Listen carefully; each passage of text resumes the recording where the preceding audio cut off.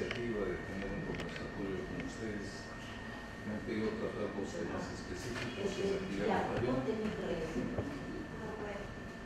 que son la curatela especial para adultos mayores y lo relativo al testamento y los títulos sucesorios en general.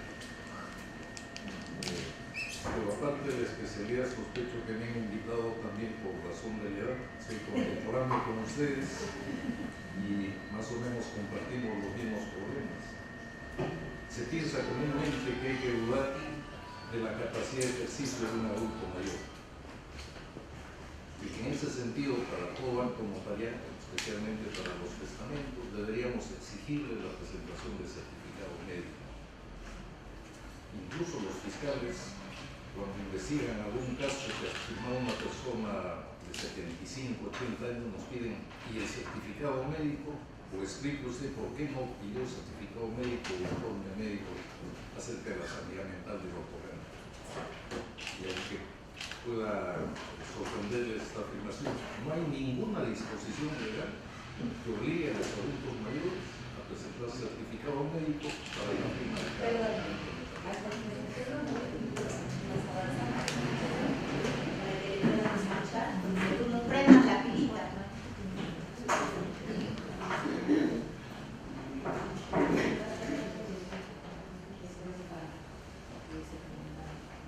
El Estado delega en notario la capacidad de examinar y verificar la capacidad de ejercicio que tienen las personas. Y nuestra opinión no está supeditada a la presentación de un certificado médico, de un geriatra, de un neurólogo o de un psiquiatra. Nosotros, luego de una entrevista que sostenemos con los otorgantes, nos cercioramos si la persona tiene conciencia de sus actos o no la tiene.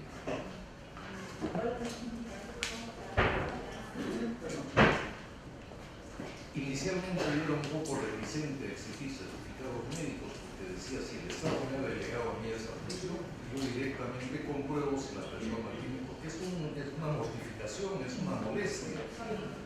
Una vez me citaron a una diligencia de conciliación extrajudicial para una reclamación y en la parte de abajo decía, si tiene más de 65 años tiene que comparecer portando su certificado médico.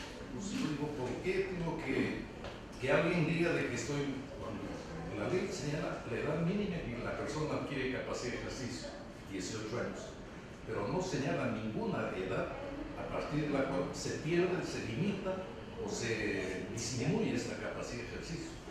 Toda la persona, hay una ley del adulto mayor, dice que las personas, los adultos mayores, siguen conservando su dignidad como personas. Deben ser tratados con respeto a su dignidad en igualdad, sin ser discriminados. Y exigirles a unos certificados de sanidad mental para cada es una discriminación que no se debe. Pero inicialmente yo era así, no exigía certificado médico, pero a veces los golpes me enseñan y ahora exijo ya. Pero quiero explicar por qué muchos notarios exigimos certificado médico como una medida de seguridad y sobre todo para la propia eficacia del documento que van a extender. Una vez me pidieron recepcionar el testamento de una persona que padecía enfermedad terminal y porque se piensa que las enfermedades orgánicas afectan la capacidad de discernimiento y nada tiene que ver la enfermedad física con la capacidad mental. La capacidad mental se puede perder, se puede deteriorar por enfermedades de tipo mental, no por enfermedades orgánicas. Y entonces no exijo en todos los casos, sino en ciertos casos trascendentes, por ejemplo el testamento, cuando van a ser testamentos conflictivos, cuando un testamento es potencialmente conflictivo. Si ustedes testan en favor de su esposo, su esposa y de sus hijos, nadie va a cuestionar esa decisión. Esto es lo normal, lo coherente, lo razonable. Pero si es una persona soltera y sin hijos y va a testar en favor de otra persona que no es su pariente, ahí claramente se va a presentar un conflicto por los parientes, los hermanos o ellos se sienten desplazados y cuando fallezcan van a atacar la validez de ese testamento. ¿Qué es lo que van a decir? De que la persona no estaba en su sano juicio. Van a obtener certificados médicos que digan eso de que la persona padecía algún tipo de enfermedad mental. Otro caso en el cual exijo es cuando las personas se encuentran postradas, por ejemplo, en una clínica, en un hospital o en su propio domicilio padeciendo una enfermedad también por esa idea equivocada que las enfermedades afectan a la capacidad de discernimiento. Me pidieron recepcionar el testamento de una persona que se encontraba gravemente enferma. El día viernes asistí a su domicilio, conversé con él. Tenía 7 hijos en 3 compromisos distintos. Entonces dijo, para cada uno de mis hijos el 10% de mi patrimonio. Y tenía además 4 hermanas. Y dijo inicialmente también a ellas una cuota igual. Entonces la primera observación que le dije es 70% más 4 sería 110%, su patrimonio solo es el 100%, tiene que reducir la cuota de las hermanas. En todo caso, teniendo tantos hijos, ya para qué tus hermanas. Dijo, ellas son mis hermanas mayores, me han acogido acá, me han dado educación, me han dado profesión, y ahora que estoy en la etapa ya con una enfermedad terminal, ellas son las que me atienden, me han recogido, quiero que participen de alguna manera en mi patrimonio. A los pocos días murió esta persona y viene pues la investigación fiscal, me acusan de delito contra la fe pública porque haber recepcionado la voluntad de una persona que supuestamente ya no estaba en su sano juicio. El policía me saca un certificado médico que lo había atendido, dice 2 semanas antes de su fallecimiento, y decía 50% de su capacidad física disminuida, 50% de su capacidad mental disminuida. ¿Qué opinan ustedes? Dije que era un disparate, confundía enfermedad orgánica con enfermedad mental. Esta persona padecía de cáncer terminal a los riñones. Entonces, ¿qué tiene que ver los riñones, el hígado, el páncreas con la actividad intelectual? Absolutamente nada, salvo que la metástasis o el carcinoma, el cáncer de estómago, hubiera ubicado uno de los lóbulos cerebrales. Entonces, esa fue una denuncia penal. También tuvo una demanda civil de una señora que otorgó su testamento y finalmente sacaron certificados médicos psiquiatras que decían que la persona padecía prácticamente todas las enfermedades mentales, psicótica, esquizofrénica, paranoica, hasta mística, porque tenía los retratos de los papas, del corazón de Jesús, que uno normalmente lleva en su habitación. El párroco incluso declaró que era una persona mística, rara, etc. Y además sufrió una enfermedad que se llama miastenia gravis, como si fuese una enfermedad terminal. Como no soy médico, me fui pues al diccionario, y miastenia gravis era fatiga muscular. Es una enfermedad neurológica que nada tiene que ver con la mente. Y esta señora toda su vida había sido tratada solamente de miastenia gravis. Y el médico que la atendía en la historia clínica había puesto una expresión que decía no SS psicóticos, eso significa no síntomas psicóticos.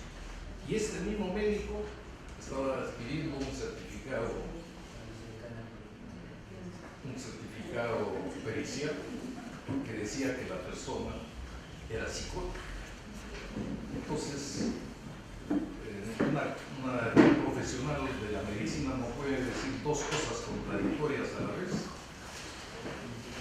Y en el interrogatorio, en la audiencia, que reconoce usted la anotación de puño y letra que puso en la historia clínica de que usted la persona no tenía síntomas psicóticos. Sí, la atendí como neurólogo. Entonces, ¿cómo puede decir después de que ella ha fallecido que era psicótica?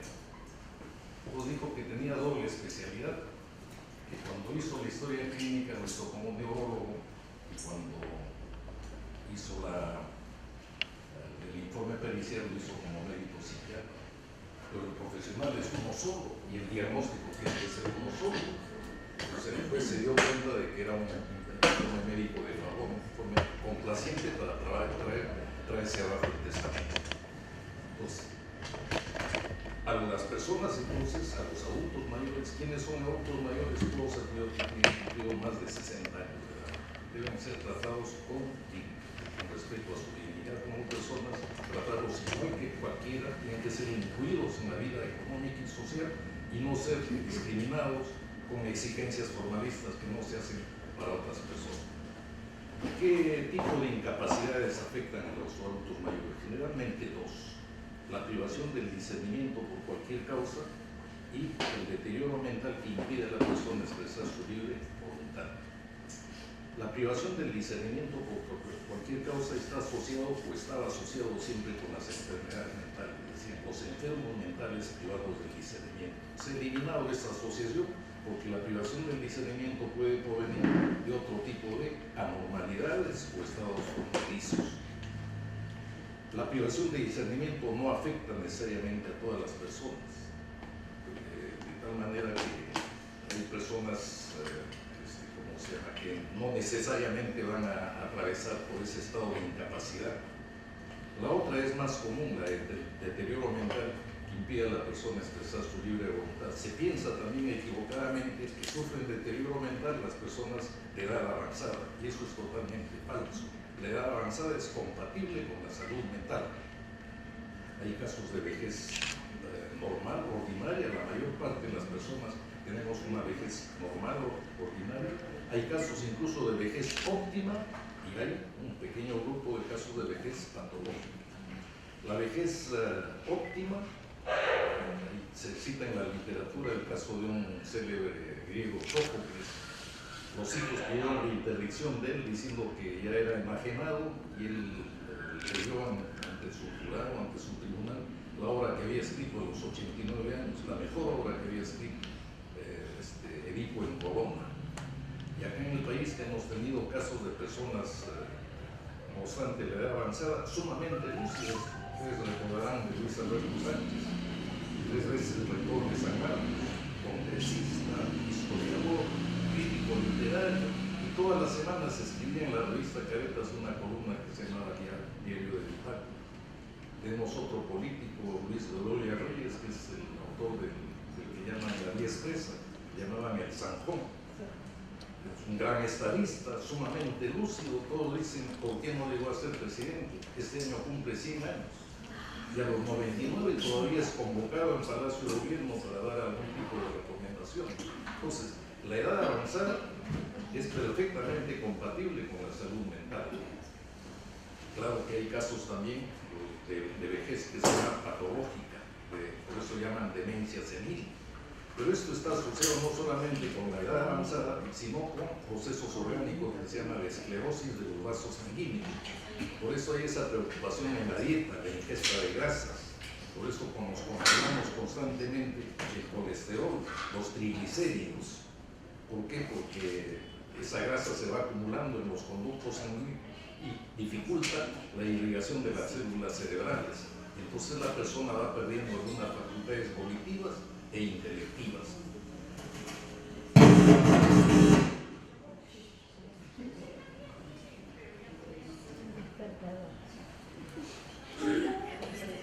Aprovecho para saludar también la presencia de la vicedecana del Colegio de Notarios, doctora Ruth Samaniego.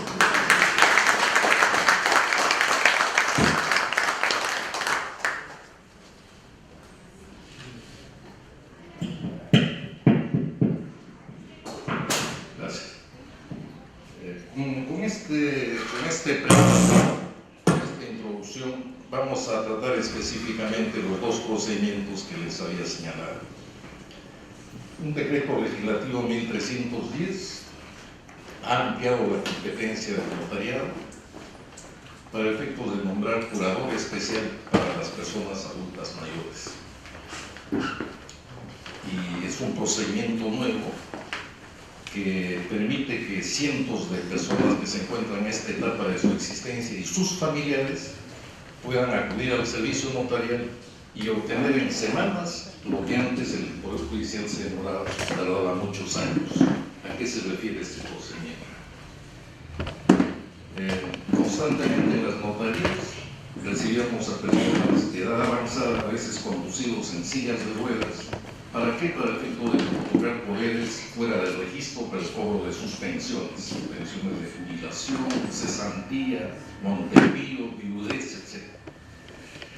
Y nosotros tenemos que verificar que si la persona tiene o no conciencia de sus actos.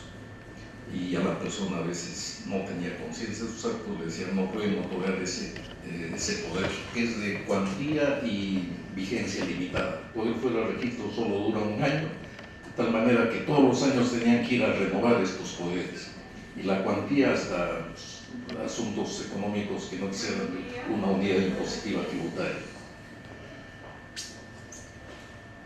Y nosotros le decíamos, ya la persona no puede otorgar poder válido. rápido, porque en la introducción del poder tenemos que señalar que hemos identificado a la persona y hemos verificado que tiene conciencia de sus actos, que tiene capacidad de ejercicio.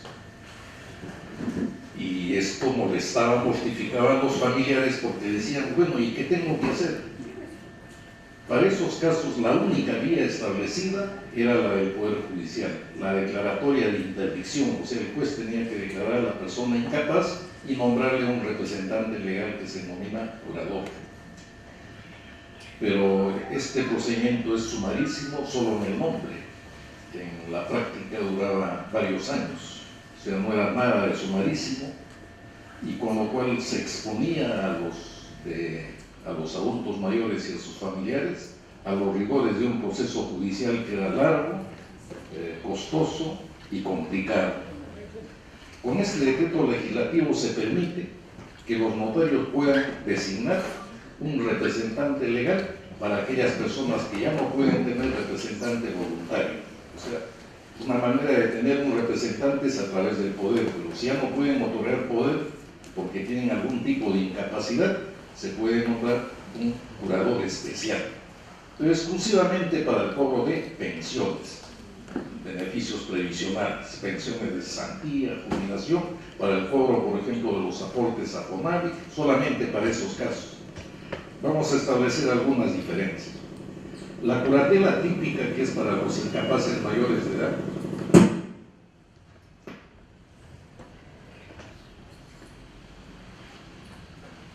es para todas las personas que padecen de alguna incapacidad teniendo más de 18 años. Más de 18 años una persona puede tener retardo mental, puede ser toxicómano, puede ser ebrio habitual. Para eso es la curatela típica del Poder Judicial. Esta curatela especial es exclusivamente para los adultos mayores, aquellos que ya han cumplido 60 o más años de edad. En segundo lugar, esto es para los adultos mayores que sean pensionistas, es decir, reciban algún beneficio previsional, sea cual fuere el nombre de la pensión, o para cobrar los aportes a FONAVI. ¿Quiénes son las personas legitimadas para hacerlo? Esto hay un orden de llamamientos, parientes muy directos. En primer lugar, el cónyuge. O sea, si el adulto mayor está en situación de incapacidad y tiene esposo o esposa vivo, no hay otra persona con más derecho para asumir esa representación legal, siempre y cuando cohabiten en el mismo domicilio, es decir, hagan una vida de unidad familiar. Si no hay cónyuge, pueden tomar esta iniciativa, esta solicitud, los concubinos o convivientes, pero eso será aplicable únicamente a los solteros, a los viudos o los divorciados, porque casado no puede tener conviviente, ¿no? Son uniones familiares excluyentes, o es casado o es conviviente. Bueno, el conviviente siempre y cuando también comparta el mismo domicilio. En tercer lugar, los descendientes, es decir, los hijos y demás descendientes. Pero uno puede tener muchos descendientes, puede tener hijos, puede tener nietos. ¿Cómo se determina la preferencia? Por la proximidad en el grado de parentesco. Si hay hijos, no pueden ser llamados nietos. Y si hay varios hijos, el más idóneo. ¿Quién es el más idóneo? Aquel que tiene las mejores condiciones para hacerse cargo de esta responsabilidad. En cuarto lugar, los hermanos. Uno también puede tener varios hermanos, se elige al que sea más idóneo. En estos temas, el punto de partida de este decreto legislativo es verificar que no todas las situaciones que una persona adulta mayor necesita representante, hay situación de conflicto. Entonces, ¿para qué derivar estos trámites al Poder Judicial?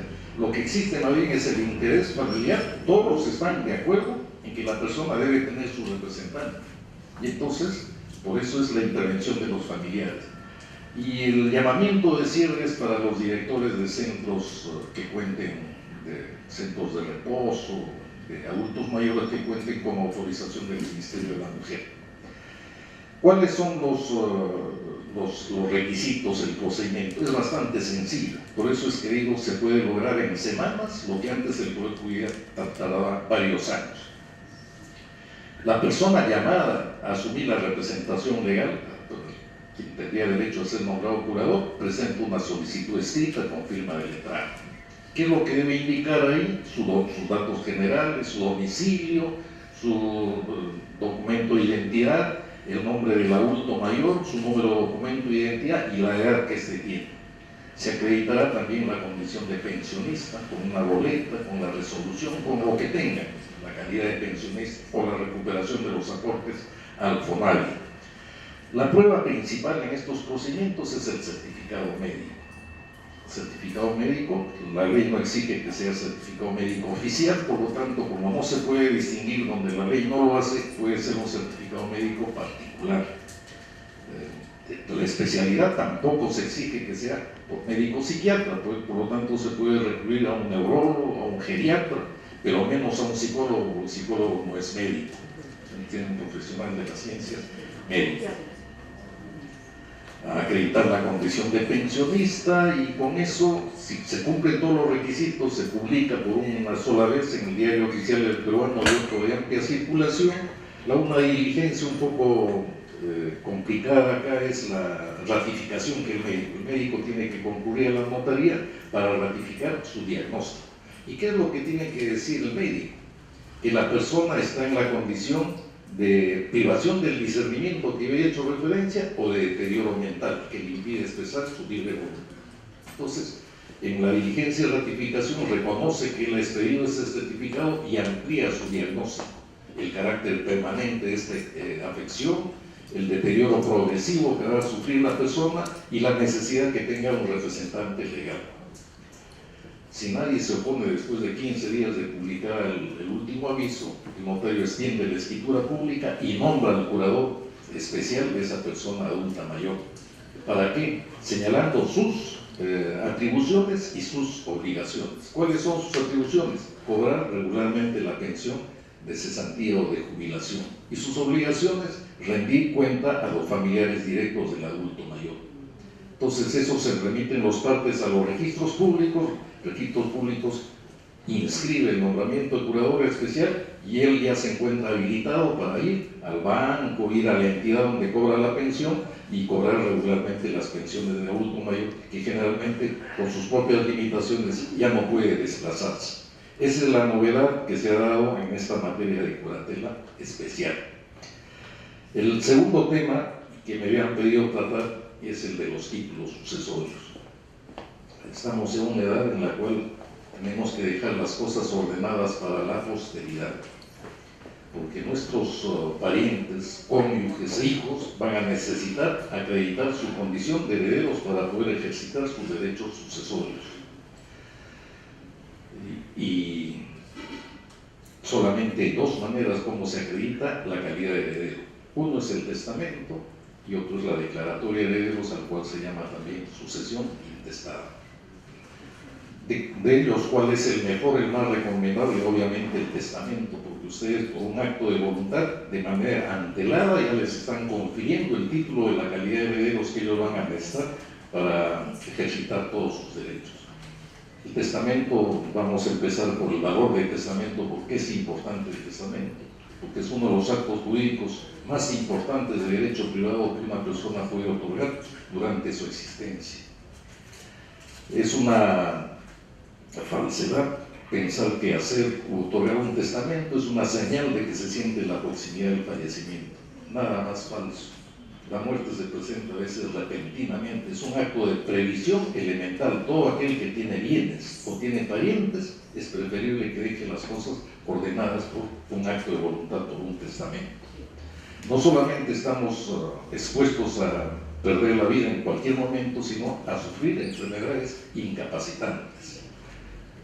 Podemos sufrir un infarto cerebral, estas enfermedades que producen deterioro en la memoria, el Alzheimer, y finalmente no hay que esperar el último momento para dejar las cosas ordenadas por un testamento. El testamento tiene mucho valor. El principal valor es su utilidad social, sirve para prevenir conflictos familiares.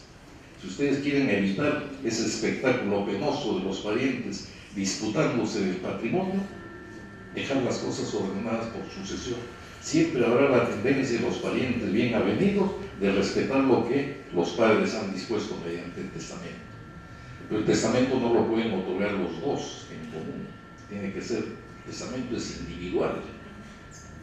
Más bien la ley sanciona con nulidad el testamento mancomunado. Cada persona tiene que ordenar su propia sucesión mediante este acto de voluntad que es el testamento.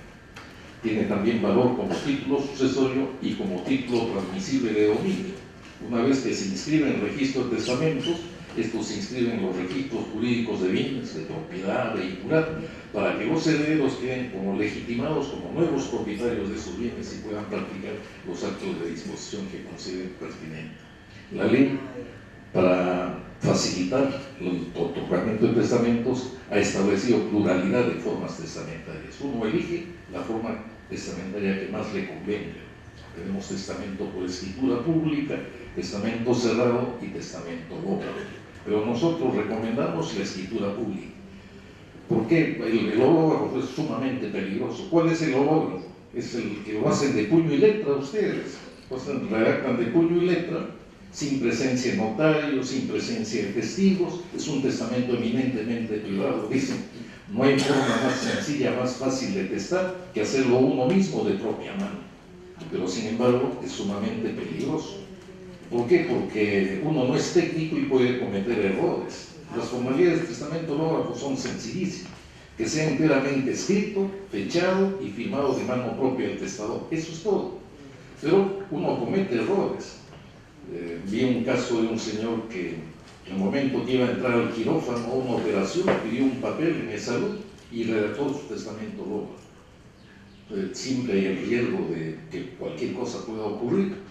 Y puso su deseo, su voluntad que su pareja, su conviviente fuera su heredera y ella ayudaría a sus hermanos.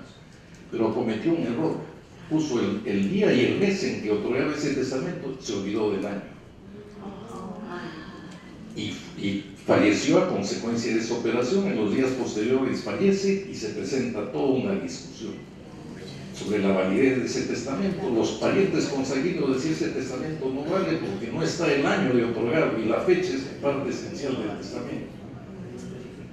El proceso judicial que duró 7, 8 años, cuando finalmente hay que protocolizar, me enviaron a la notaría a protocolizar, tenía un alto de 50, 60 centímetros el expediente. Y nosotros hicimos la protocolización. Cuando tratamos de inscribir, los parientes ya habían hecho la sucesión intestada con una constancia negativa del testamento, ya se habían adelantado y habían hecho la sucesión intestada. Por eso es sumamente riesgoso y potencialmente conflictivo el testamento. No hay nada mejor que el testamento por escritura pública. Es la forma que debe ser estimulada, por la cual ustedes van a un notario y expresan directamente su voluntad testamentaria. Esto lo pueden hacer oralmente o pueden llevar un borrador, un resumen escrito de lo que desean disponer de sus bienes, cómo quieren disponer de sus bienes. El testamento es un acto de soberanía. Cada persona conserva una parcela para crear derecho respecto de sus bienes y su voluntad es la que va a ser recepcionada. ¿Es complicado el testamento? No lo es. Entonces dicen, ¿qué requisitos se necesitan? Solamente la presencia de 2 testigos. Eso es todo. Lo demás es su declaración.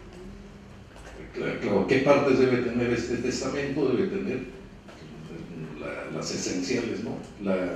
El nombramiento de los herederos, se llama institución de herederos. ¿A quiénes quieren ustedes dejar como beneficiarios de sus bienes? Ahora, si hay bienes, pueden hacer incluso hasta la partición de estos bienes. Ustedes, por un acto de voluntad, deciden qué parte de su patrimonio se adjudica a cada uno de los hijos. Entonces, el modo más directo, más idóneo para expresar su voluntad es a través de un testamento. Y el testamento por escritura pública ofrece excepcionales garantías de seguridad, tanto en el momento que se otorga como después de otorgado para su posterior conservación. En el momento de su otorgamiento, el notario es un asesor. Cualquier cosa ustedes le van a preguntar al notario, el notario los va a orientar. Incluso de propia iniciativa, cuando hay algo indebido, le dicen eso no se puede hacer. Ustedes saben que los adultos pueden optar por régimen de separación de patrimonios, ¿no? Hay un régimen general social ganancial y piensan de que porque ya tienen patrimonios separados los esposos, la esposa ya no debe recibir, y eso no es así.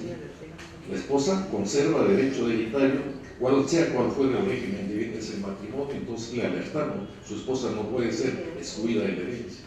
Dice, no, ya le di bienes más en cuantía, más que suficiente en el convenio de separación. No es así. Entonces los vamos orientando. Por eso es que en el testamento por escritura pública casi no hay cláusulas ambiguas, dudosas, que requieran intervención. Y finalmente, este testamento por escritura pública tiene que ser expresión directa de ustedes. El notario va a redactar de puño y letra el testamento, va a estar presente en todo momento. No puede salirse en un momento de la redacción del testamento, porque tiene que escribirlo de puño y letra. Y después de eso será lectura del testamento, para que ustedes puedan verificar si su voluntad ha sido o no fielmente recogida, si hay que hacer algún agregado, alguna aclaración. Y sobre esto, ahí tienen que hacer ustedes hincapié en especial cuidado en cada documento privado o público que firmen. Y si van a ir a una notaría, ustedes tienen derecho a leer la escritura pública, o a que el notario les lea la parte de la escritura, les explique cuáles son los efectos de esta situación. Pues una vez que se firma el testamento, después de la ratificación, esto se inscribe en el registro de testamento. Tan importante es el testamento que los notarios están obligados a llevar personalmente su registro de testamento para guardar la reserva mientras el testador aún vive.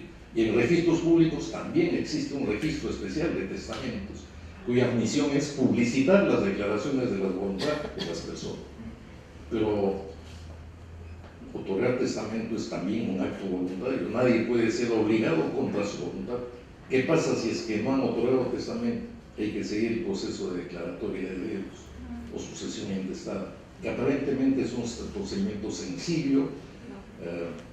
Se declara herederos a quienes acrediten su vocación sucesoria mediante partidas del registro de Estado Civil. Sin embargo, hay problemas en la sucesión intestada, especialmente, por ejemplo, cuando los padres no son casados entre sí. ¿Por qué razón? Porque la ley del Código Civil dice: el reconocimiento y la sentencia judicial de paternidad o maternidad extramatrimonial son los únicos medios de prueba de esta filiación, no hay más. O sea, si no hay reconocimiento y no hay sentencia, no se puede declarar a una persona como heredera de otra. Y esto hay una gran equivocación, especialmente en las mujeres. Piensan de que la maternidad, por ser tan evidente, el embarazo, el parto, ¿quién va a dudar de la maternidad? No es así. No obstante, eso tiene que estar el reconocimiento en la propia partida, ya sea por la declaración del nacimiento o por acto posterior. Es un acto gratuito. Si tienen hijas de padres no casados entre sí, la responsabilidad los obliga a ir al registro de Estado Civil y hacer una anotación marginal de reconocimiento. Si no, el vínculo materno-filial va a quedar al aire. Tuve una alumna de Derecho de San Marcos que me fue a pedir la sucesión intestada de su madre ya fallecida. Y eran algo de 5 o 6 citas y ninguna había sido declarada por la madre. Los padres no eran casados entre sí. Le dije: no se puede declarar, pero ella es nuestra madre. Sí, posiblemente, seguramente es la madre de ustedes, pero no consta el reconocimiento. Y si no hay reconocimiento, tiene que ser un proceso judicial de declaratoria de maternidad que puede durar muchos años. Felizmente pudimos resolver eso a través de otra vía, el procedimiento de prescripción adquisitiva, porque tenían más de 10 años de posesión las hijas, pero se van a presentar ese tipo de situación. Preferible es dejar las cosas ordenadas mediante un acto de voluntad, que es el testamento, y si no, van a haber algunos problemas en la declaración de los herederos. También tenemos el problema de las partidas de inscripción extraordinaria. Las partidas tienen dos aspectos: el derecho al nombre. La partida prueba por sí misma el derecho al nombre, y por otro lado las relaciones de filiación. La inscripción extraordinaria es la inscripción extemporánea, que alguien va con un trámite administrativo, declara su nacimiento, con eso pueden obtener su DNI, pero eso no acredita sus relaciones de filiación. La propia ley que autoriza esto dice: eso no acredita relaciones de filiación. Todo esto se puede evitar, errores en cuanto a los nombres, en cuanto a los reconocimientos. Todo esto se puede evitar mediante un testamento, porque ya por una declaración propia le están confiriendo el título de la calidad de herederos. Creo que corto acá para más bien entrar al conversatorio de alguna duda que quisiera tener. Gracias.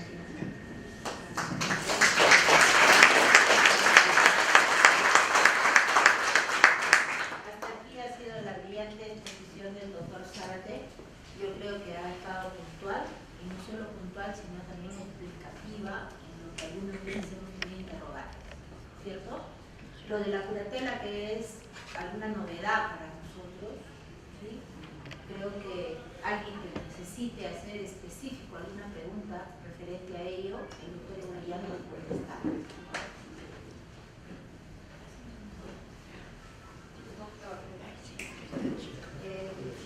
Mi padre murieron y dejaron un terreno en la provincia de Huánuco. Yo soy la única hija de mi papá, de mi mami, ella quedó viuda. Y pasó los años y murieron, entonces yo lo vendí la casa. Porque mis hermanos en ese momento me dijeron de que, como yo recibí su enfermedad y he estado todos los años con ellos, no ha habido problemas. Lo he vendido en forma de ley que ha salido publicado todo. Pero ahora hace poco una hermana, las 3 murieron, queda una hermana. Y me dice que también quiere su parte. ¿Cómo puedo hacer?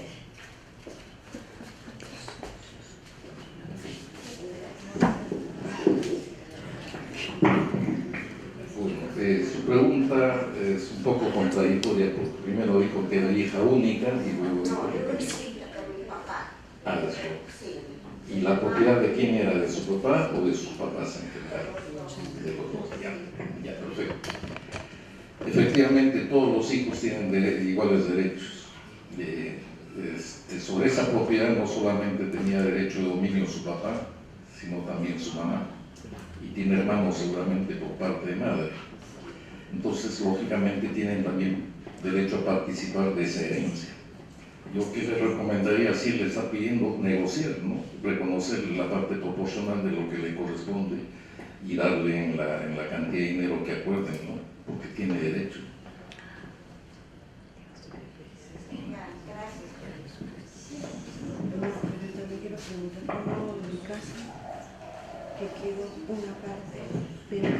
Doctor, en el caso mío sí soy hija única, pero ya hace 20 años mi padre falleció en mi tierra, en Apurímac, pero yo sé que hay terreno que es céntrica en la plaza, que es muy codiciado por todos. No sabía la venta, pero después me enteré hace 15 años que mi papá la había vendido en un mínimo plata que era 400 soles, cuando hoy en día eso debe estar como 40.000. Pero hablé hace 10 años con el señor, le digo, señor, reconózcame algo, porque tenía un compromiso de mi pueblo grande, una festividad en el cual yo era la representante. Le dije, ustedes tienen mayoría los animales, quiero una vaca que para los invitados, solamente una porque ya tengo 3, necesito 4. Los esposos que tenían mucho me dijeron, no, nosotros no hemos comprado y no queremos. Hoy tienen una casa así como esto construido, bonita, y yo digo, ¿puedo recuperar? Porque era una ínfima suma, yo soy hija única de papá y de mamá, y me he quedado siempre en estos 20 años cómo hacer el juicio. Para mí es que una de las tías mías de parte de mi papá me lo entregó un testamento, el sello sexto, donde existe el nombre de ese terreno. Al ser yo con 60 años, hace 20 años mi papá ha muerto, ¿yo puedo recuperar algo o ya no tengo nada? Esa es mi pregunta.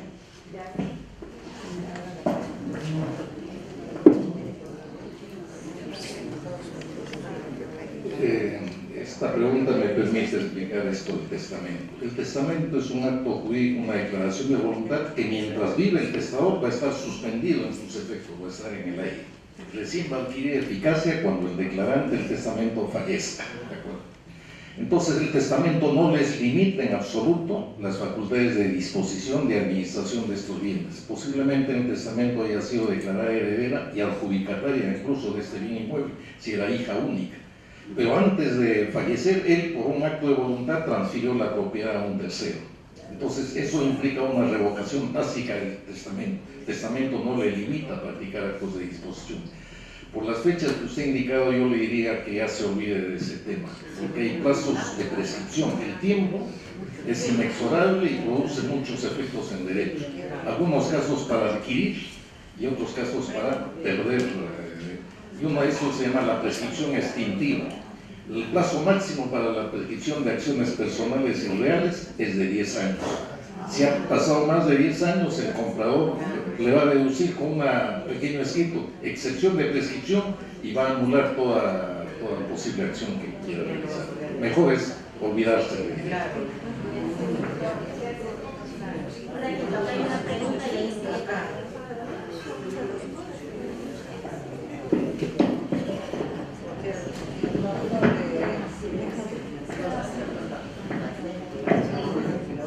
Bueno, quisiera hacer una pregunta, porque yo soy de Cusco, tenemos terreno de casa, y de lo cual son 3 hijas vivían, ¿no?, de mi abuelo, y supuestamente cada uno ha dejado en diferentes sitios para casa terreno, ¿no? Y como mi abuela había muerto, mi mamá también murió, ahí estaba el terreno que estaba en el medio del pueblo, era para 3 personas, en lugar de mi mamá, de mi tía, que todos son fallecidos, ¿no?, y mi tío. Y ahora la persona que quiere apropiarse es una prima que a ella no le pertenece ese terreno. Incluso me he enterado, creo que quiere hacer garaje, no sé cómo puede hacer cosas. Son lo que ese terreno es 3. O sea, que usted puede, pero a la persona que ahora quiere apropiarse no le pertenece. Ya. Aparentemente dejó testamento sus abuelos, dejaron testamento. Pues, sí, seguramente, pero ese testamento ninguno tiene. Ese es el problema cuando no hay testamento. Si hubiese un testamento que hubiese hecho adjudicaciones a cada uno de los hijos, ellos sabrían con certeza que bienes de la masa se les ha adjudicado. Pues lo que ha habido es una situación informal. De hecho, se han repartido los 3 hijos determinados bienes y hay una prima de otra estirpe que quiere apoderarse de lo que no le pertenece. Tiene que hacer la defensa de sus derechos, ¿no? Hay que ver primero si son derechos posesorios, si son derechos de propiedad. Si son derechos posesorios, usted puede utilizar los interdictos. Si es el derecho de propiedad, como se llama, se puede sanear el derecho de propiedad por prescripción, se puede reivindicar los bienes, pero tiene que defender sus derechos. Si usted sabe con certeza que eso le pertenece a su mamá o se repartieron de esa manera y alguien quiere meterse, es que no tenía la posesión, y al meterse, al introducirse, usted la puede denunciar por usurpación. Gracias. A ver, señora, a usted le toca. Fuerte. ¿Qué opina la pregunta? Doctor, quiero hacer una pregunta. Yo vivía con mi esposo y 2 hijas, tengo 2 casas. Tengo dos terrenos. Uno vive en Vitarte, está el terreno, entonces en vida mi esposo le dimos una minuta a las 2 hijas. Ya, entonces ellas viven ahorita ahí. Ahora tengo otro en Agustino y está en mi nombre mío, porque ya falleció mi esposo. Pero el hijo que tengo ahí insiste que yo le dé el título de propiedad y yo no le quiero dar todavía. Y entonces como mucho me atormenta, me dice ¿hasta cuándo? Que hasta me dijo, te voy a dar, pero espera que yo voy a hacer un testamento, pero espera todavía. Le dije, ¿pero cuándo vas a morir? Así me dice. Así me dijo, entonces yo he quedado resentida. Entonces un hijo que es abogado penalista, él habló a su tío y le dijo, tío, ¿por qué usted le molesta a mi abuelita mucho? Aquí también le pertenece a mi madre y a mi tía, porque mi abuelita, yo hice una sucesión testada, y acá también le pertenece a mi mamá y a mi tía. Así que usted no canta victoria, le dijo así. Y yo no sé cómo puedo hacer ese doctor para darle el título a mi hijo, porque mis hijas, claro, ahora ella me dice, no, yo no necesito mamá, me dice, no, pero de repente cuando muera ellas también saben decir que me toca aquí, y van a estar peleando, y para evitar eso, yo le digo, ¿ya ustedes tienen acá? Le digo, sí mamá, ya tenemos acá, ¿para qué? Ella me dice, no, pero el otro dice, a ti te dicen así, pero el día que tú mueres van a venir acá en montón y me van a decir que acá también me toca. ¿Cómo puedo hacer eso, doctor?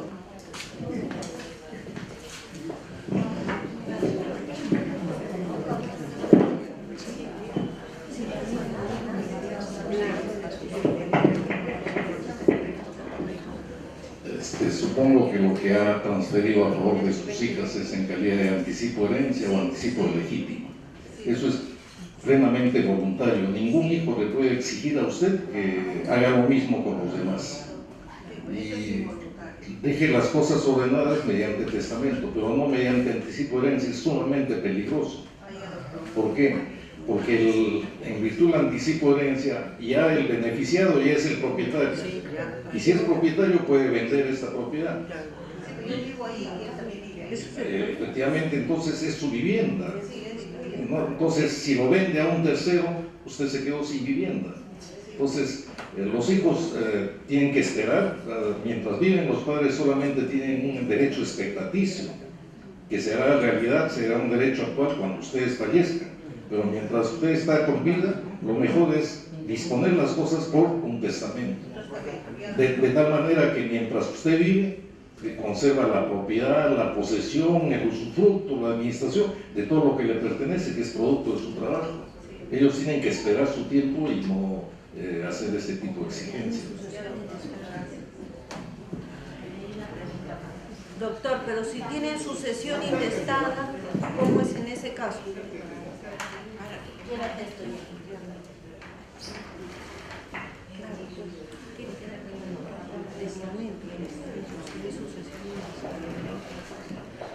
Aquí iba a preguntar, acércate.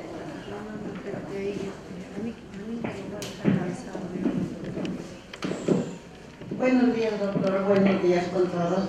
Doctor, el punto de mi pregunta es, ¿qué pasaría si estando en vida no quiero darle ningún papel a la hija, pese a que lo insiste? Mi segunda pregunta, yo quiero otra casa regalarle a mi ahijada. ¿Qué pasaría después? Eso es todo.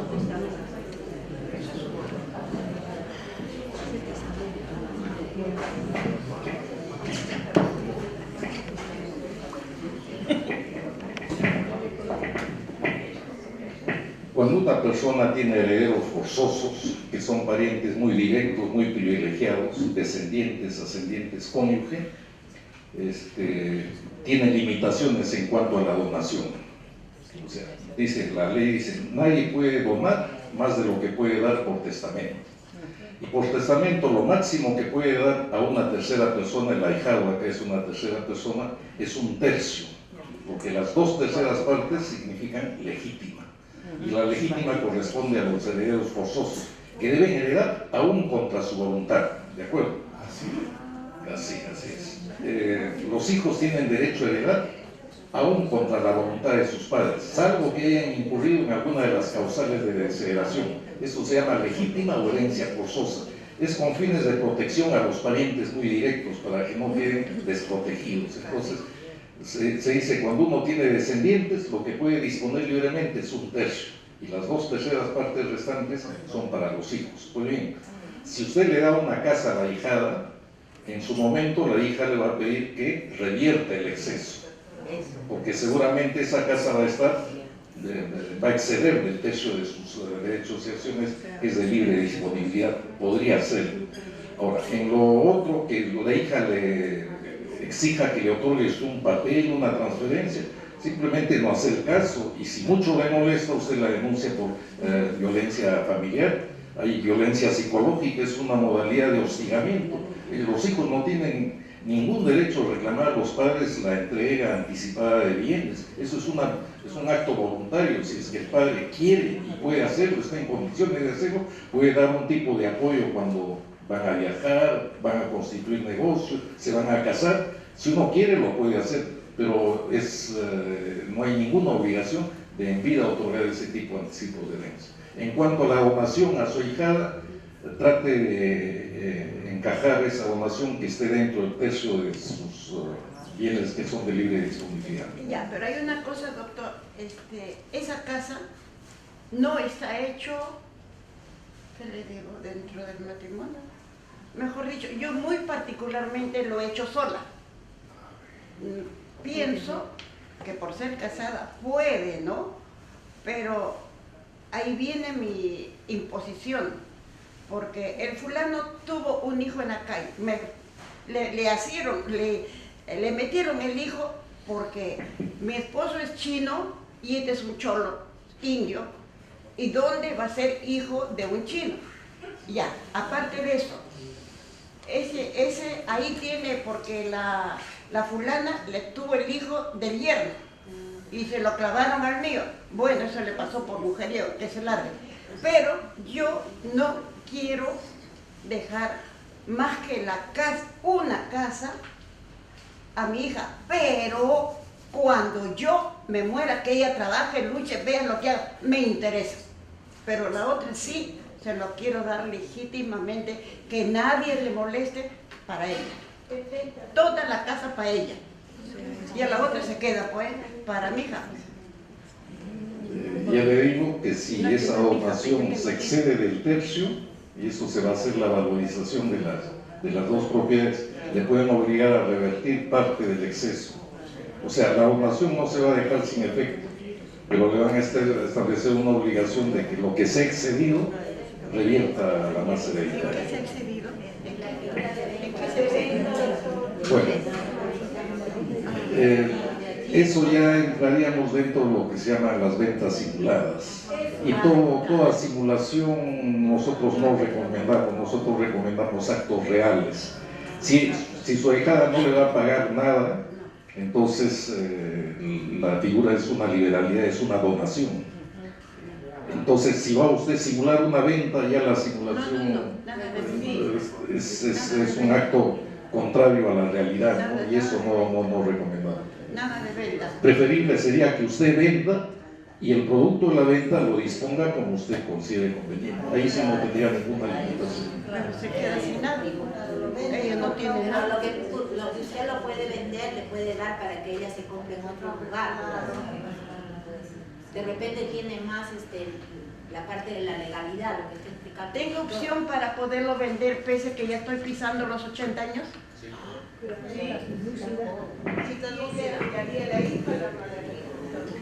No, ya justamente en la introducción le dije que la salud mental es compatible con la edad avanzada. Usted la he visto hablar y está perfectamente lúcida. Lo más que le exigirán para formalizar la venta es que un certificado médico como medida de previsión, como medida de seguridad para la propia eficacia de la compraventa, pero usted perfectamente no tiene ninguna limitación para ejercer todos sus derechos. Gracias, ¿Alguien más que quiera hacer alguna pregunta? Ya, espérenme, vamos a hacer el orden, ¿ya? La señora Susana, la señora Jeremías y la señora Mercedes, ¿sí? Pero a la vez vamos a pasarle el break, así que les pido por favor que mantengamos un poquito el orden, ¿ya? Listo, a ver señora.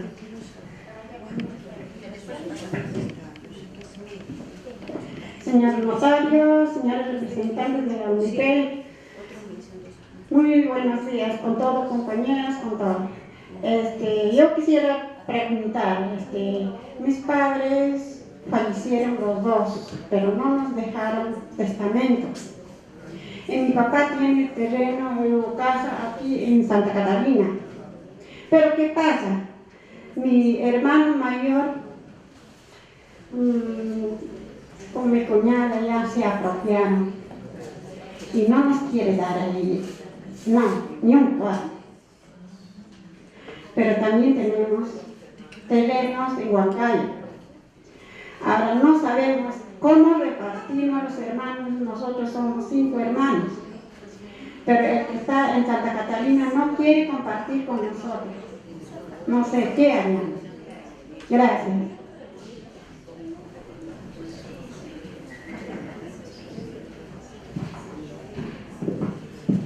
Si sus papás no han dejado testamento, supletoriamente hay que seguir el trámite de declaratoria de herederos. Una vez que se haya declarado a los 5 hijos, entonces usted tiene el derecho de tomar un abogado y plantear una demanda que se llama de petición de herencia. Petición de herencia es la demanda que dirige un heredero que no tiene la posesión de los bienes de la herencia contra otro que sí la tiene. ¿Para qué? Para compartir, para distribuir. Esos bienes y el derecho hereditario es imprescriptible, o sea, acá no va a haber plazos. Entonces usted en cualquier momento primero haga su declaratoria, tome un abogado y plantee la demanda de petición de herencia. Y ahí en el proceso de petición van a ver la alternativa de la división y partición. Entonces hay dos tipos de división y partición: convencional por acuerdo mutuo entre todos los hermanos.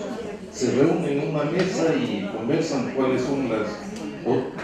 O hay la posibilidad de hacer una partición física material, lo de Huancayo para estos tres, lo de Lima para estos dos, etc. Y si no hay, la venta a favor de terceros y se reparten el dinero en partes iguales los 5 hermanos, con todos los hijos tienen iguales derechos. Ese sería la secuencia.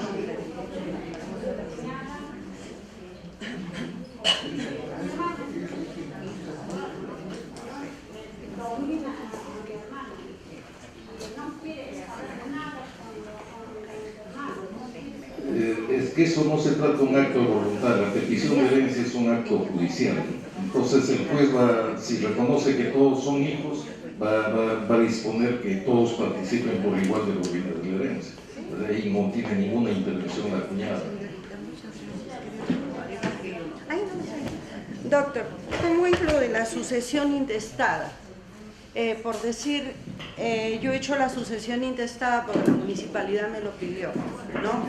Pero ¿qué resulta? Me dicen que me corresponde un 50% y la otra parte es dividida entre 4. ¿Porcentaje cuánto es? ¿De 12.5 o 25% para la viuda? No sé en realidad. Le va a contestar, entonces. Esa es una pregunta. ¿Usted necesita micro? Perdón, chicas, voy a entregarle el micro al doctor. Cuida que se enreda. Porque tengo 2 más, pero de acá le puedo hablar. No, es que no puedo, tiene que irme contestando. No. Entiendo que es usted viuda y con 4 hijos. No, 3. 3 hijos. La cuota, el cónyuge sobreviviente, que es usted la viuda, claro, tiene la 2 derechos. Tiene un derecho a participar de la sociedad gananciales. Pues ahí le toca el 50%. Es un derecho propio, no es un derecho transmitido por herencia, es un derecho que nos de hemos usted comprado como socia de la sociedad que formó ese patrimonio, tiene el 50%. Adicionalmente a la cuota por gananciales tiene una cuota hereditaria.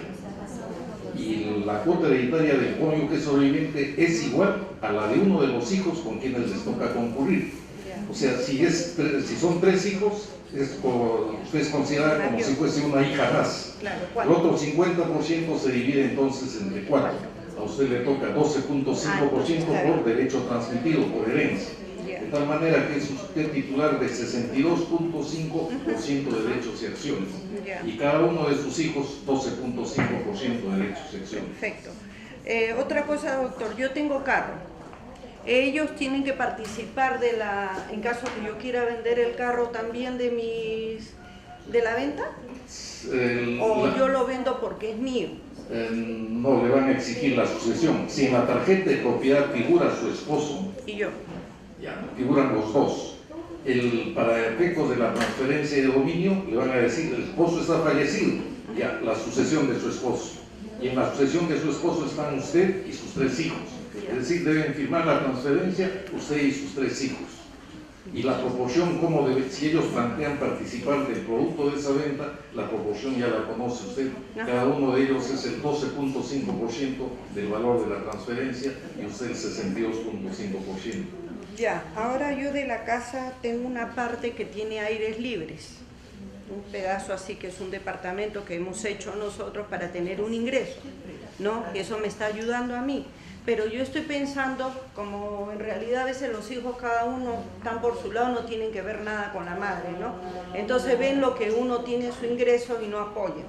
Entonces yo lo que quería vender eso para yo tener una mejor calidad de vida. ¿Se puede hacer? La misma situación, igual. O sea, como ya es una sucesión, tienen que intervenir todos los herederos, usted con sus 3 hijos. Entonces las ahorco a las 3, para yo estar tranquila. Ya, doctor, gracias, eso es lo que quería saber. Vamos a hacer un Voy a matar a todos. Para que el doctor también pueda percibir su nombre de ahorita caliente. Nosotros somos 3 hermanos. Mi papá siempre, desde que yo tengo uso de razón, siempre mis papás enseñaron que lo que partíamos en 3. Mis papás tenían 2 propiedades. Una les han dado a mis 2 hermanos que ya han construido mitad. Y la casa que es ahorita de mi mamá, siempre han dicho que va a ser para mí, ¿no? No hay conflicto en cuanto a reparto. El conflicto personal viene en el sentido, yo soy soltera, yo no tengo hijos y a la larga vamos a quedar para mis hermanos y mis sobrinos, ¿sí? Entonces, la pregunta viene, mi mamá quería hacer traspaso, poner a mi nombre la casa y el notario de mi tierra indica de que ¿para qué si a la larga va a llegar a ser para mis hermanos, incluida la propiedad que yo tengo aquí? ¿Qué es lo más saludable? No necesariamente esto va a ser para sus hermanos o para sus sobrinos. En principio, usted es la que decide el destino de su patrimonio. A través del testamento, la persona dispone total o parcialmente de sus bienes para después de su fallecimiento. Usted podría decir esto para la beneficencia, esto para la iglesia. Usted podría tomar otra decisión. O sea, sobre sus bienes, su voluntad es ley. Si usted no hace testamento, entonces ahí sí son llamados a recoger la sucesión los parientes colaterales, entre ellos sus hermanos, sus sobrinos, hijos de los hermanos premuertos.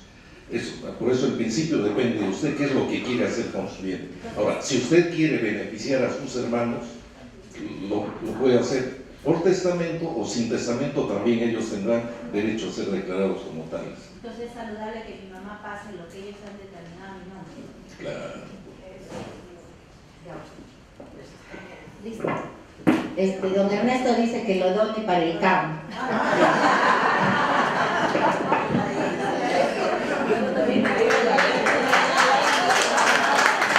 Yo no sé qué aplaude si el CAM es mío.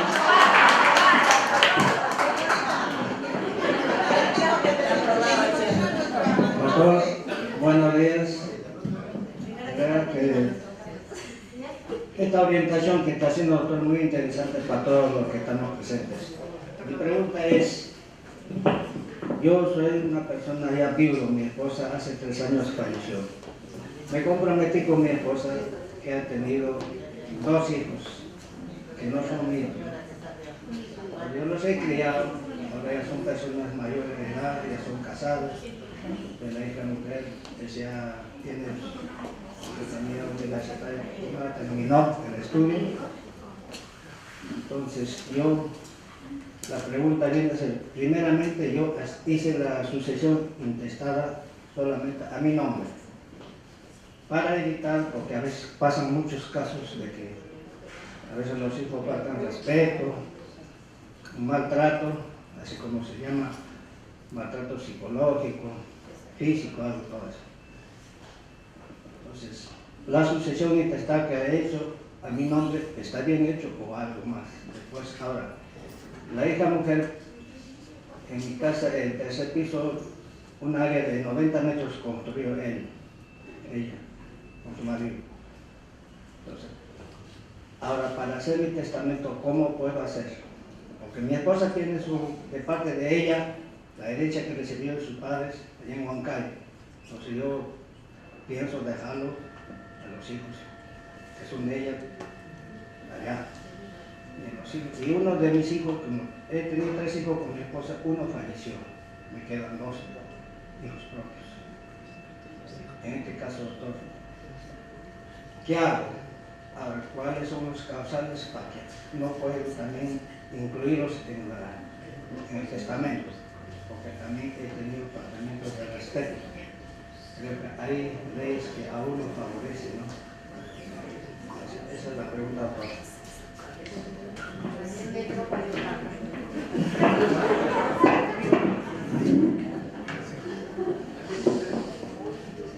¿Hijos propios tiene usted con ella?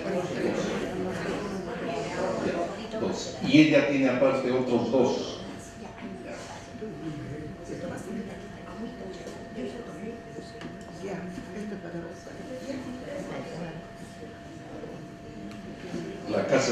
heredero dentro de la vigencia del matrimonio, dentro de la sociedad gananciales? Ya. La primera pregunta era si la sucesión estaba bien hecha o no. Yo le diría no. ¿Por qué? Porque tienen derecho a ser declarados herederos, su esposo, en el caso suyo, y además los hijos biológicos de su esposa. Entiendo que tiene usted 2 hijas, o 2 o 3.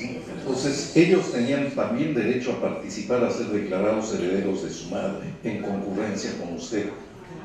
Ahora, ellos le podrían pedir a usted, estos llaman petición de herencia. Cuando uno es excluido se llama heredero preterido. El heredero preterido pide ser reconocido también como heredero, y usted tendría que allanarse en la acción judicial. De su acción judicial ya no se puede corregir a través de otra declaratoria de herederos, tendría que ser una acción judicial. Pero incluso sin llegar a eso, si le piden, yo le diría que arregle, que le dé su parte proporcional en los bienes que les corresponde a ellos. Eso sería lo correcto. En segundo lugar, respecto de sus bienes, usted puede disponer de sus bienes. Generalmente en este caso será en favor de sus hijos. Pero si alguno de ellos le ha faltado, la ley le permite desheredarlos. Pero siempre y cuando haya causa legal y causa justa, y esos hechos puedan acreditarse.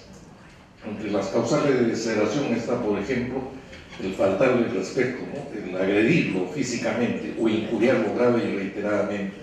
¿A qué se refiere? Los padres tienen facultades para corregir a los hijos disciplinariamente cuando son menores, pero los hijos nunca pueden corregir disciplinariamente a sus padres. No lo pueden someter a ningún tipo de castigo. Incluso la ley no exige que el trato sea excesivamente cruel. Basta que haya una agresión de hecho. Entonces el padre, como sanción ante esa inconducta que ha quebrado las relaciones de afecto y de consideración que debe existir, le aplica la sanción civil de la desheredación. Le pido a ustedes su derecho hereditario. Por ese lado, doctor, al tener faltado respeto de todo, dárselo la parte de su mamá en un bancario. No, es que la desheredación no es parcial, ni es... si lo va a desheredar, tiene que ser totalmente de su herencia. Eso es otra cosa, que él tenga participación en la herencia de su madre. Eso es otra cosa, de eso no le puede privar. Usted le priva de su herencia, y es la exclusión total. Ahora, hay otra medida. Si usted quiere reducir la participación de alguien que se ha portado mal, el testamento tiene esta virtud. La igualdad matemática no siempre es la solución más justa. A través del testamento uno puede atender las necesidades y los merecimientos de cada uno de los hijos. Por ejemplo, si tengo un hijo cirujano, por ejemplo, cirujano plástico que gana mucho dinero, y tengo otro hijo en edad escolar, darle lo mismo a los 2 hijos no sería lo justo. El otro necesita todavía protección, le doy más a él y menos al otro. Y entonces, esa cuota de libre disponibilidad, que es 1/3, le permite a usted reducir la participación del hijo que no se ha portado tan bien y mejorar la cuota de aquel que sí se ha portado, mantenido una relación de respeto, de afecto, de consideración. Se puede mejorar, por ejemplo, con el 1/3 de libre disponibilidad, con lo cual se reduce la participación del otro. Es otra posibilidad que tiene. Sin despojarle totalmente de su herencia, reduce su participación. Suponiendo el caso matrimonial, de parte de mi esposa me corresponde el 50%, el 50% es mío. Entonces, del 50% entran todos. Suponiendo ahora que quedan 4. Entonces, en el caso del 50%, a cada uno de estos cayó algo de 16 metros, algo así nomás. Hablando también del terreno, no estamos hablando ya de se habla del terreno. Entonces, ¿cuántos no me entero? 50%. Entonces, ese 50% se reduce. Estoy contando también. Algo de 16 metros, suponiendo de un terreno 180 metros, corresponde el 50% a los 16 metros. Ya no pueden ni ya se está construyendo 3 pisos.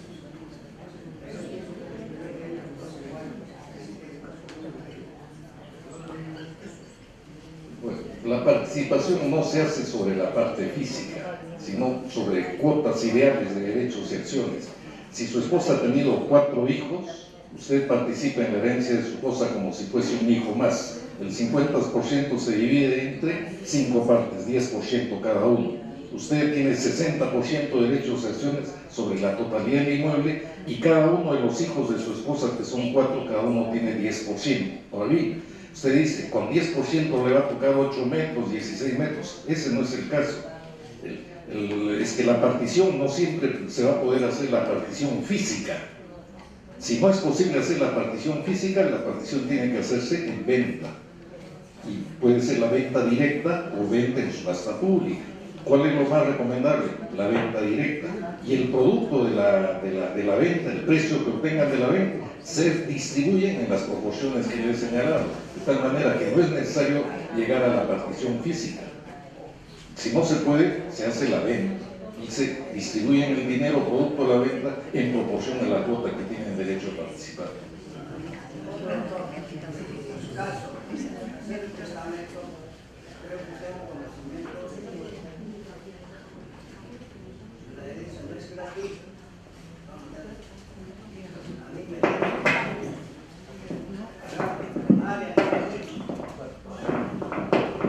A mí me tienen que dar, según tengo conocimiento, por derecho a herencia, al padre tienen que retribuir una cierta cantidad de dinero, lo que puede poner. Eso también yo les dije, pero no me dieron respuesta. Me regresé con mis hijos propios, ¿de acuerdo? Otro, he tenido un terreno en San Miguel, era terreno chico, 65 metros. Conmigo se accidentó ese terreno, por apoyarlo se lo he vendido. Perdió trabajo y se accidentó. Tiene familia, por apoyarlo he vendido ese terreno, se le compró su carro. ¿Ese hecho está bien, doctor? ¿O algo más? ¿O hay algún error?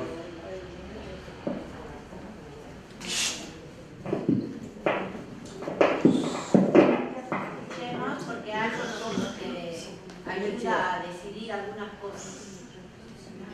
El testamento es enteramente gratuito. ¿Por qué? ¿Por qué razón? Porque usted no puede... Primero, que el testamento va a adquirir eficacia recién cuando usted haya fallecido. Entonces, las adjudicaciones que hace usted a sus herederos son totalmente gratuitas, porque ya usted no va a poder percibir ninguna contraprestación, ningún pago. Mientras usted está en vida, el testamento todavía está suspendido, en sus efectos está en el aire, está sujeto a una condición suspensiva. Entonces, usted no puede reclamar nada para sí sobre las disposiciones que hace a favor de sus hijos.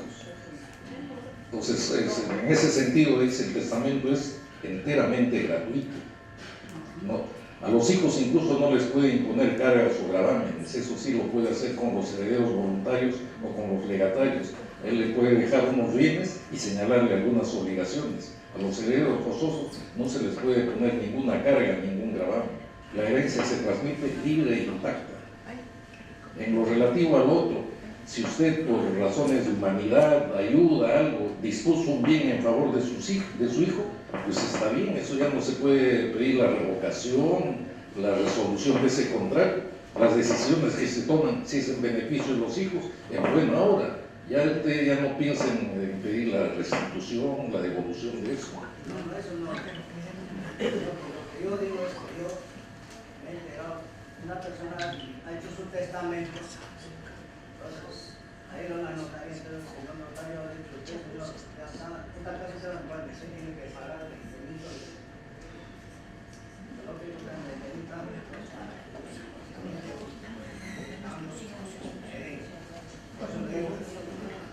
A ver,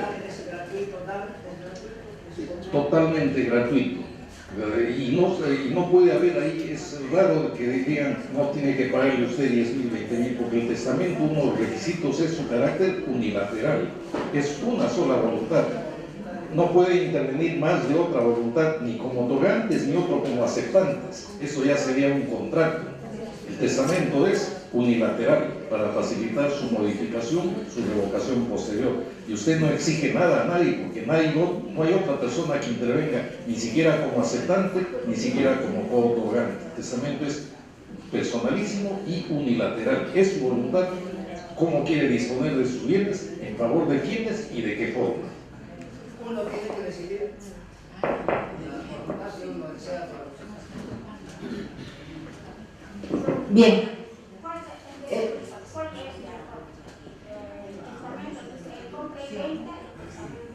No, o sea, usted ha entendido al revés lo que el doctor explicaba, ¿sí? Lo que está explicando bien claro es que las ventas que son simuladas no es lo adecuado, porque a la larga eso va a tener problemas, ¿sí? Incluso las personas que quieran tomar la figura de venta, es preferible que lo vendan a un tercero y que el dinero que ustedes van a recabar le den a la persona que lo quiere ayudar, el ahijado, ¿sí? Vamos a terminar, usted ya preguntó, ¿sí? ¿Quién me faltaba de las que no han preguntado? ¿Ya? Con 2 preguntas más terminamos. Doctor, disculpe, mi pregunta es la siguiente. Yo tengo un terreno de más o menos 3.000 metros cuadrados, herencia de mi madre, pero también tengo una casa que es de mi esposo. Pero en esa casa de mi esposo también figuro yo en el documento. Pero ahora que yo tengo 3 hijos, quisiera dejarle a 2 de los hijos nomás. ¿Se puede? ¿O qué pasa con mi hijo que luego puede reclamar él o no?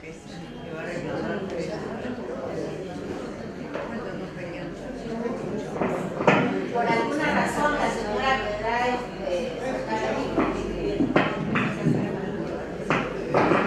Había señalado que todos los hijos son herederos forzosos, que deben recibir aún contra su voluntad. La única manera de exonerarse de esa obligación es si es que lo deshereda expresamente, y eso tiene que tener fundamento legal y causa justa. Si no, le recomiendo no excluir ese hijo. Si no tiene fundamento para desheredación, no hay que excluir, porque él puede reclamar. Cuando uno excluye, guarda silencio respecto a una persona o un hijo, se llama heredero preterido. Y el heredero preterido va a demandar la caducidad de esa cláusula testamentaria. Es decir, esa disposición testamentaria no tiene valor porque me han excluido. Y basta que acredite su relación de filiación con uno y van a dejar sin efecto ese testamento en esa parte.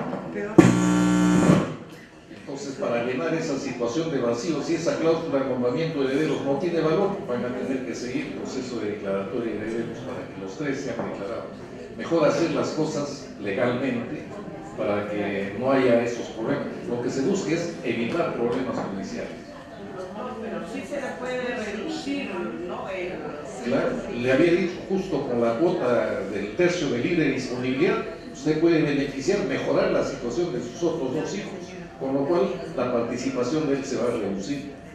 Entonces eso permite un poco compensar las necesidades y los merecimientos de cada uno de los hijos. Gracias. Muchas gracias. Vamos a terminar con la pregunta de la señora Susana. Buenos días, doctor, y buenos días a todos. Quería preguntar, doctor, cuando una pareja casada tiene un solo hijo y bueno, y el bien inmueble está a una de las 2 personas, por decirse a esposa o esposo, y tiene el deseo de dejar de repente, como dice, por voluntad propia a unos hermanos. ¿Lo puede hacer solamente la persona que está a nombre propio el bien inmueble o necesariamente tiene que hacer la herencia a los 2 esposos? Porque está solo un nombre.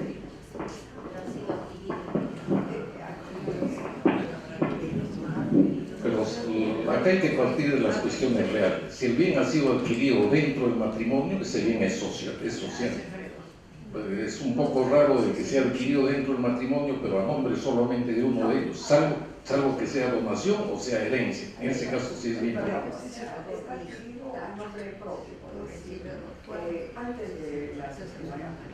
Siendo soltero. El titular de este bien, que es el propietario que lo adquirió antes del matrimonio y que es bien propio, puede disponer de este bien, pero no puede excluir a su esposa y designar como herederos a sus hermanos, porque el cónyuge es heredero forzoso. Los hermanos no son herederos forzosos, son herederos voluntarios. Recibirán si así es la voluntad del propietario del bien, si no, no reciben nada. Los parientes colaterales no tienen derecho forzoso. Uno los puede excluir sin expresión de causa. Guarda silencio respecto de ellos y en este caso sí, no puede eludir, no puede excluir a su esposo.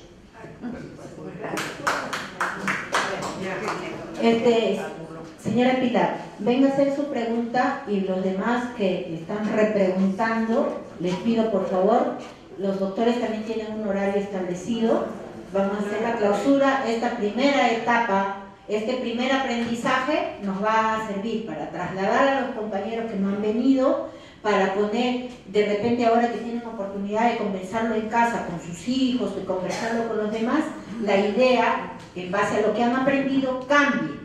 Y en un segundo momento que los doctores puedan hacer el favor de venir, ustedes ya vienen con preguntas precisas. Buenos días.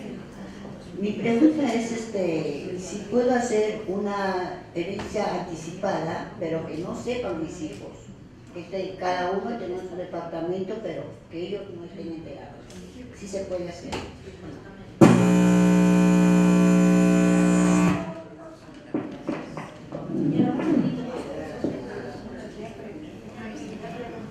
Sí es factible eso. El testamento, a ver, el notario lleva personalmente este registro para evitar que se difunda, se divulgue esto. Ahí estamos obligados por secreto profesional a guardar absoluta reserva de las disposiciones que hace un testador.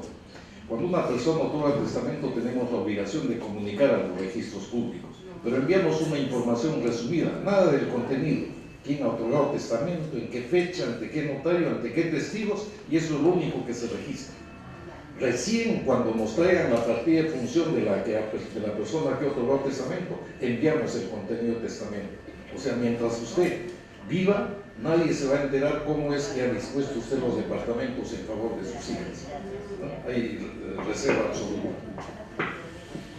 Bien, en mi calidad de directora del Centro del Adulto Mayor Vitarte, agradezco enormemente la paciencia, toda su sapiencia, doctor Zárate, y más que nada me honra el poder presentar a la subdecana del Colegio de Notarios.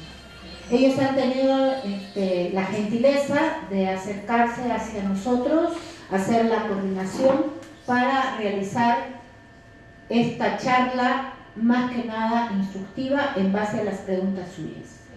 Por otro lado, estamos ejerciendo lo que el Centro del Adulto Mayor y como objetivo la institución tiene, que es la libre ciudadanía, ejercer su ciudadanía, que ustedes tengan su propia elección, ¿sí?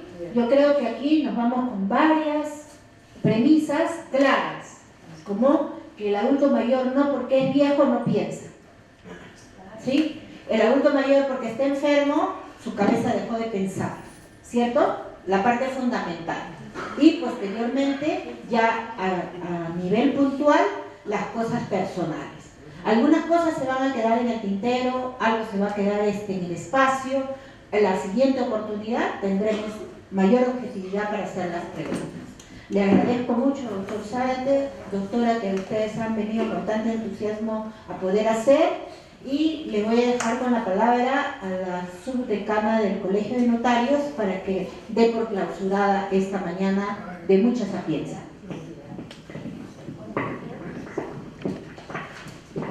Encantada de estar acá en nombre del Colegio de Notarios. Mi nombre es Silvia Samaniego, soy la vicedecana del Colegio de Notarios de Lima, represento en estos momentos a Decano, y estamos muy contentos de haber podido servir con todas las preguntas que ustedes han hecho, haciendo conocer estos temas notariales, ¿no? La doctora María Guali Mejía es la presidenta de la Comisión de Capacitación y Imagen Institucional, cuyo propósito es hacer conocer la labor del notario. El doctor Juan Belfort Zárate, catedrático muy conocido en este tema, nos ha ilustrado en estos temas tan importantes para todos nosotros, ¿no? Hacerles saber, también remarcar que la herencia es voluntaria, no hay ninguna ley que exija dejar herencia, pero sí exige la ley que si uno deja herencia cumpla ciertos requisitos, como son no dejar sin herencia los herederos forzosos, dependiendo si se tiene padres, hijos, esposa, ¿no? Todo eso está limitado en el Código Civil. Nosotros como profesionales de derecho nos encargamos de hacer cumplir lo que dice el Código Civil y asesorar debidamente a las personas que se acercan a nuestros despachos. Yo, por ejemplo, siempre les digo, el testamento es revocable, que quiere decir que uno puede cambiar de parecer las veces que quiera. Es muy formal, se hace solamente ante notario, no se hace ante juez, no se hace ante ninguna otra autoridad. Es muy reservado, o sea, lo que está en la notaría solamente está en la notaría, se hace de conocimiento al fallecimiento del testador. El testador puede cambiar de parecer, inclusive deja un testamento y se enferma gravemente, como yo siempre les digo a los usuarios, se enferma y necesita dinero, pues vende la casa que ha dejado ahí, no está obligado a cumplir lo que dice el testamento, porque mientras está con vida puede necesitar de esa casa y la vende y cumple con curarse, a medicinarse, ¿no? Entonces los herederos no pueden decir, papá, me dejaste en herencia y no debes vender la casa, no es así. Eso tiene que entenderlo ustedes, es un acto voluntario, los hijos tienen que aprender a trabajar, a lograr por sus propios medios sus propósitos. No estamos obligados a los papás a dejarle, pero si nosotros dejamos herencia, no podemos dejar tampoco sin el aire, ¿no? Eso lo tengan bien claro todos, ustedes son personas igual que yo de tercera edad y debemos disfrutar de este tiempo y de la salud que nos da la vida y Dios.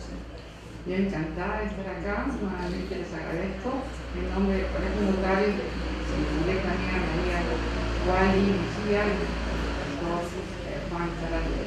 Muchas gracias.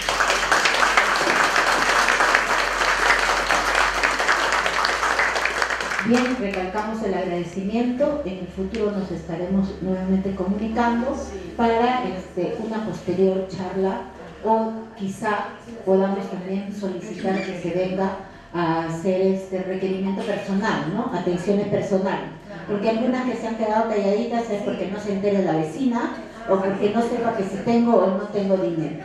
¿Sí? ¿Listo? Muchísimas gracias, les aplaudimos como corresponde.